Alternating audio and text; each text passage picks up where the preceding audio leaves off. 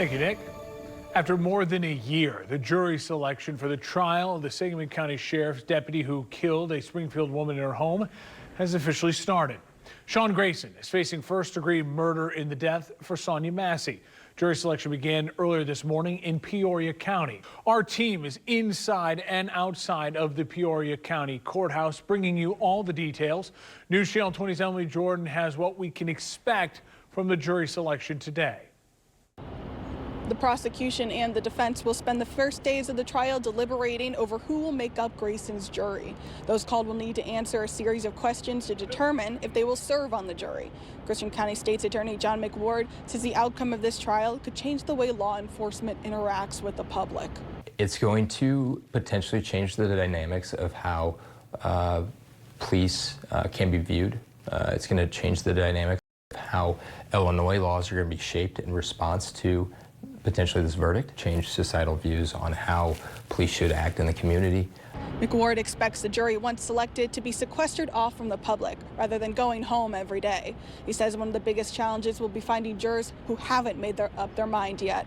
McWard says questioning will likely be done in small groups. Reporting in Peoria, I'm Emily Jordan. Back to you. Thank you, Emily. Now, Armoni Davis is inside the courtroom as we speak. We'll have updates later tonight. McWard says he wouldn't be surprised if it takes days to seat the jury.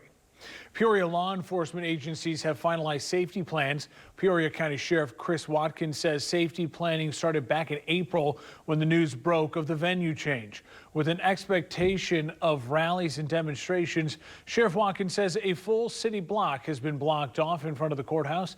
He says the purpose is to provide an area for peaceful demonstrations and to keep the courthouse as safe as possible.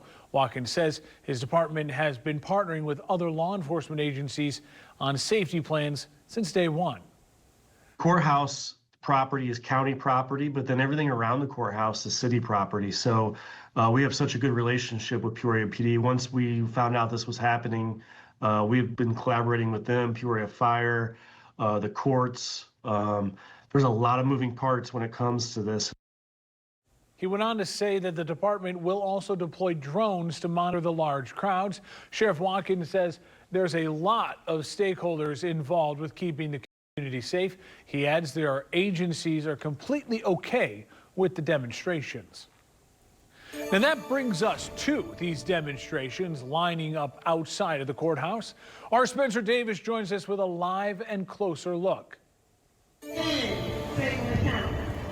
Thanks, Mark. I'm outside of the Peoria County Courthouse where right now demonstrators have gathered outside of it to discuss what they want out of this trial. Right now, somebody is presenting on the step out so you get a look. It looks like about 50 or so people out here, and right now they're listening to someone talk about Sean Grayson's employment background.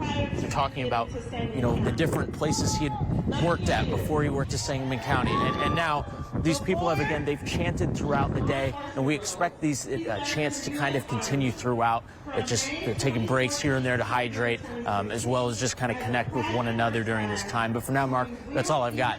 Back to you in the studio. Thanks, Spencer. Make sure to stay with News Channel 20 for the latest update on the trial. While cameras are not allowed in the courtroom, you can get live updates on our Twitter pages. We'll also have comprehensive coverage from the proceedings and the response from the community coming up tonight at News Channel 20 at 5. And you can head over to our website, newschannel20.com. Thank you, Nick. Now to the fatal phone call. Our news team is in Peoria. They have been live tweeting updates on X from the courthouse. Let's go to the scene outside of the Peoria County Courthouse where our Spencer Davis joins us live with a look at what's happening as jury selection continues. Spencer?